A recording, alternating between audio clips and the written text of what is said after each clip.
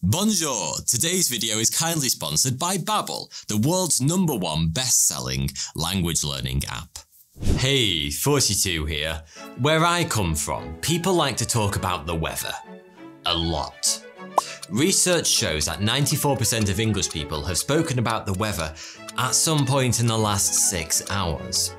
And almost 40% say they've mentioned the weather at least once within the last hour.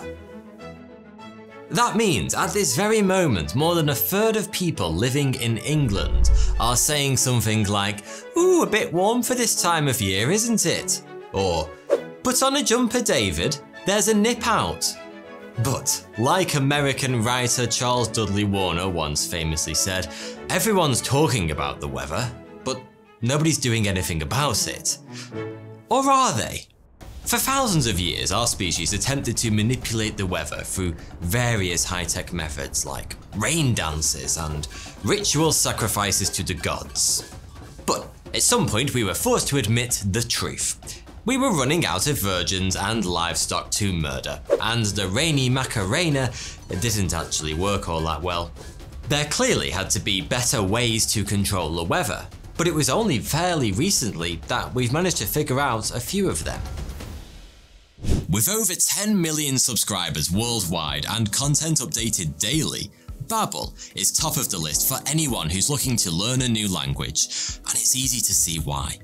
I remember travelling in France and wandering through a busy market full of incredible produce, but I couldn't understand a single word anyone was saying, and that bothered me. I really want to unlock a greater understanding of more languages so I can fully immerse myself in different cultures. So I'm using Babbel to learn to speak French. Babbel is packed full of fantastic learning content, and it's all designed by real-life language experts in order to get you learning with real-life situations and dialogue. It offers 10-minute lessons that are proven to get you speaking in a new language in just 3 weeks. Did you know Babbel also has podcasts, stories, and games to completely submerge yourself into the language of your choice? So if you're looking to become bilingual for professional or personal reasons, or you just feel like learning a language would be a great achievement for you, then I would highly recommend giving Babbel a try. If you sign up to Babbel today, you can get 65% off. That's less than $5 a month to learn a new language. So click the link in the description below. Au revoir et bonne chance. Not surprisingly, the first type of weather modification ever attempted was the artificial creation of rain, also known as ploviculture. Its origins can be traced back to the mid-19th century and a man called James Pollard Espy, also known as the Storm King. With a title like that, you'd be forgiven for assuming he could conjure rain with a simple wave of his mighty hand. But somewhat disappointingly, his main climatological contribution was nothing more than a new theory of cloud formation.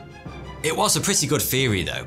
Espy's idea, which has subsequently become an established part of meteorology, was that storms could be caused by the uplift of warmer air into the sky. And because he was quite a deep guy with a penchant for overblown names, he called this concept the philosophy of storms. Based on this theory, Espy figured we could create rain by starting forest fires, forcing hot air upwards to trigger cloud formation. That idea was less of a winner, but not because it was based on flawed thinking. Clouds are formed when water at the Earth's surface warms up and evaporates. The resulting water vapor rises, cooling as it does so.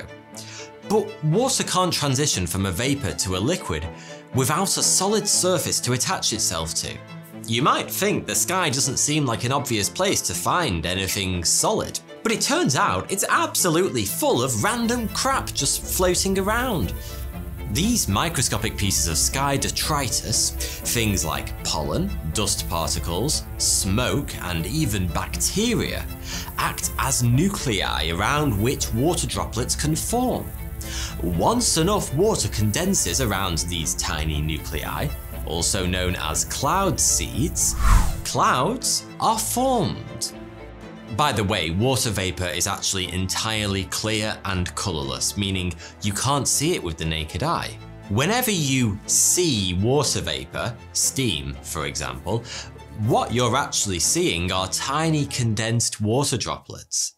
Anyway, if the droplets in a cloud get big enough and heavy enough, they turn into rain or snow and fall to Earth. So the Storm King was actually kind of right. We now know that the largest forest fires, which generate masses of hot air full of moisture from burning vegetation, can indeed make clouds. But it's fair to say it isn't the most sustainable way of making it rain. In the 1890s, the US government funded tests based on what was known as the concussion theory of rainmaking, which I can only describe as a uniquely American approach to the problem. Bombing the clouds. The idea was that large concussive shocks or loud noises could be used to force clouds to release their water in mortal fear. But on this occasion, the brute force approach proved ineffective. As time went on, more and more people joined the race to come up with a reliable method of making it rain. One Australian even branded himself the Rain Wizard, although he turned out to be a bit of a damp squib. Well, a dry squib, but you get what I mean. An American by the name of Charles Hatfield was a little more convincing. He claimed to have successfully made it rain 500 times across his career. So how did he do it? Hatfield said he could attract water with something he called the moisture accelerator, a contraption made up of galvanized metal evaporation tanks filled with a secret blend of 23 chemicals. The interesting thing was, it actually seems to have worked. In fact, on one occasion the device was so effective, Hatfield was held responsible for flash flooding that caused millions of dollars worth of damage in San Diego. So how exactly did the moisture accelerator work? Sadly, it almost certainly didn't. Most historians agree Hatfield's seemingly impressive results had more to do with a solid understanding of meteorology, intelligent timing, and a healthy slice of good luck. The first genuine example of weather modification is probably cloud seeding, which began in the 1940s. In this process, tiny particles of chemicals like silver iodide, potassium iodide, or dry ice are released into clouds using planes or rockets. These microparticles act as condensation nuclei, and adding more of them increases the chance of premature precipitation. An embarrassing event for clouds, in which they drop their rain early. Slightly confusingly, cloud seeding can also be used to prevent rain, or at least prevent rain in certain areas. During the Olympics in 2008, the Chinese claimed they were able to keep Beijing dry for the opening ceremony thanks to a massive cloud seeding operation. By firing more than 1,000 rockets from 21 different locations across the city, game organisers maintain they made menacing clouds drop their rain before they reached the Olympic Stadium. Scientists still disagree about the truth of these claims, but the Chinese government clearly takes it seriously. Its weather modification department employs nearly 40,000 people, the coolest of whom get to fire the 7,000 cannons and almost 5,000 rocket launchers the program uses to seed clouds. Predictably, private companies are also getting in on the act. One travel and experience company in the UK offers cloud bursting services for weddings. In exchange for a mere £100,000, they guarantee that their team of pilots and meteorologists will deliver fair weather and clear skies on your special day. The US has also been using cloud seeding in an effort to alleviate drought, reduce the size of hailstones, and minimize fog around airports for decades. In Utah, which is the second driest state in the US, Cloud seeding is used to build up winter snowfall over mountainous regions, to increase runoff into rivers and streams when the snow melts in spring and summer. In some years, the state government has said the program has delivered a 10% increase in snow, which is great. What is potentially less great is the resulting increased concentration of silver iodide in the water. It turns out that dumping truckloads of silver iodide into the sky to make rain inevitably means that some of it ends up in the water supply, though studies do suggest that levels of silver iodide contamination are low and well within the Environmental Protection Agency's guidelines. Some people are still worried though, mostly because there have been no real studies on long-term exposure to low but elevated levels of silver iodide. We do know that exposure to high levels over a long period can turn your skin a blue-grey colour. But they've been cloud seeding in Utah since 1973, and as yet there hasn't been a significant rise in Smurf sightings, so most people agree the practice is safe. It's worth pointing out that it's pretty hard to quantify exactly how well cloud seeding actually works. It can only be done on existing clouds, not clear skies, which makes it kind of challenging to quantify its effects. After all, it's hard to say for certain that a cloud would or wouldn't have dropped its rain without a solid peppering of silver iodide. So the scientific jury is still out to lunch on the question of whether cloud seeding actually works. Which means it's probably worth keeping our eyes open for other ways to make the world a wetter place. And lab tests suggest that trillion-watt lasers might be one promising option. Pulsating infrared lasers make clouds by stripping electrons from the atoms in the air, creating ions that act as seeds to grow clouds. So far, most of the research has been done in labs and on a small scale, but researchers have successfully managed to create at least one cloud on demand in the skies above Germany, just before they broke into a fistfight over whether it looked like a dragon or Mickey Mouse. In Dubai, they used drones to zap clouds with electricity, which apparently increases the size of any subsequent raindrops. That's important because it's so hot there that smaller raindrops evaporate before they even hit the ground. In the broader United Arab Emirates, there are plans to build man-made mountains that will help create clouds by forcing air to rise and condense. Critics say that's a bad idea because mountains create rain shadows, which means the area on one side of the mountain gets loads of rain, whilst the other side hardly gets any. But that's just an issue with rainmaking in general. Whilst we're busy exploring all the different ways we could make it rain, the question we've been avoiding, Dr. Ian Malcolm style, is whether we should. After all, the methods we've discussed so far don't create water out of nothing. They simply alter where that rain falls. And that's a pretty important distinction. For every dry wedding, there's a flooded campsite up the road. For every dry area receiving artificially created rain, there's an even drier area over the rise that's been robbed of precious water.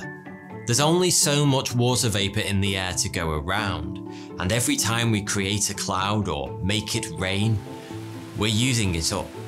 That means that countries or even individuals who have the technology and money can wield some pretty awesome power over our planet's water supply. And that's just talking about rain. Scientists are now looking at techniques for geoengineering weather on a much larger scale, hoping to find last-ditch options for avoiding a climate disaster. One company is looking at using an 18-mile-long hose held up by helium balloons to pump large quantities of sulfur dust into the Earth's atmosphere in order to reflect the sun's rays and cool down the Earth. That might sound kind of ridiculous, but it's worked in the past, or at least the principle has. During massive volcanic eruptions, large quantities of material are released into the air, travelling high into the atmosphere and spreading out across the planet. In high enough concentrations, these particles can block out the sun, causing global dimming and major temperature drops.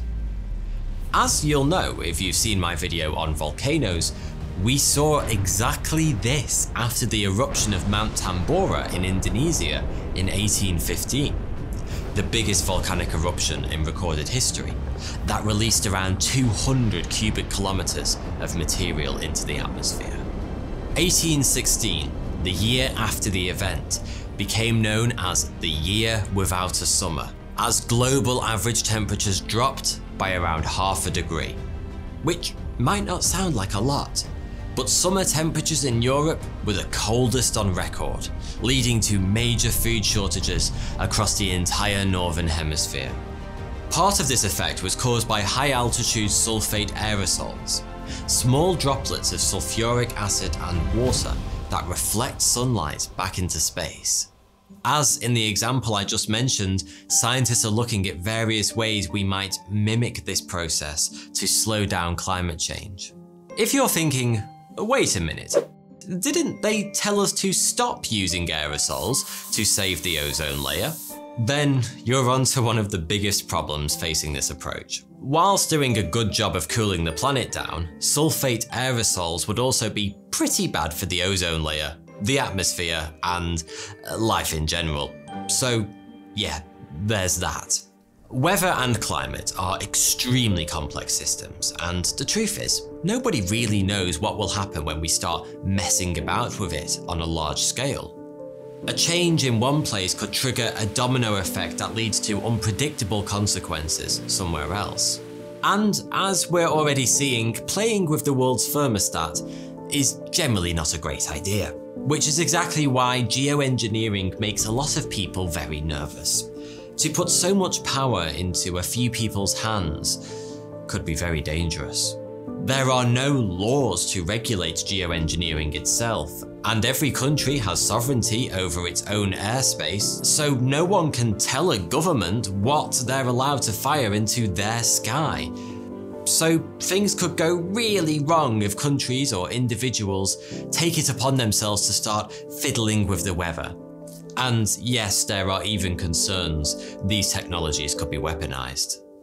Many people chuckled in 2018 when the head of Iran's civil defense organization accused Israel of stealing Iran's clouds and rain. But the idea of using weather modification as a weapon has been around for a long time. Way back in 1976, the UN General Assembly passed the Environmental Modification Convention, which banned weather warfare. Unsurprisingly, conspiracy theories in this area are as plentiful as cloud seeds. There are the old rumours, like the one about the CIA using rainmaking to flood the Viet Cong out of the jungle during the Vietnam War, but more recent favourites focus on chemtrails and HAARP. If you've ever looked up at the sky and noticed those pretty streaks left behind aeroplanes flying at high altitudes, you'll know what contrails are, short for condensation trails. Contrails form when warm, moist exhaust fumes from an aircraft mix with the cold air around them and produce clouds of ice crystals. The chemtrails theory suggests that those are not clouds of condensation, but rather clouds of chemicals being released into the atmosphere to control the weather, climate, and because this is a conspiracy theory and therefore needs to be a bit more headline grabby, our minds. As for HAARP, it has nothing to do with angels or music. It stands for High Frequency Active Auroral Research Program.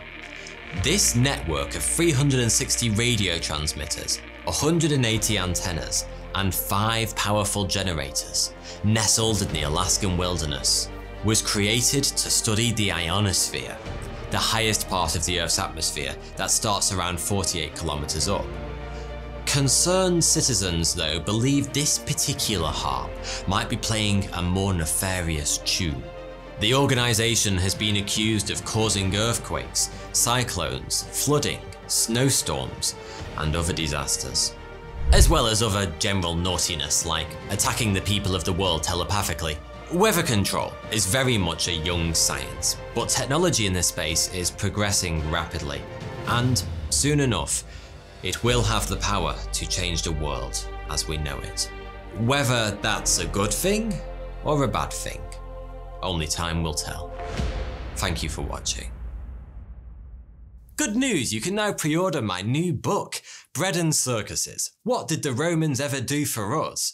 It's a wild and witty journey for 1,000 years of unexpected Roman history, told in a refreshing way and packed full of incredible and unbelievable stories. Copies are selling out fast, so pre-order yours today to lock it in. Thank you.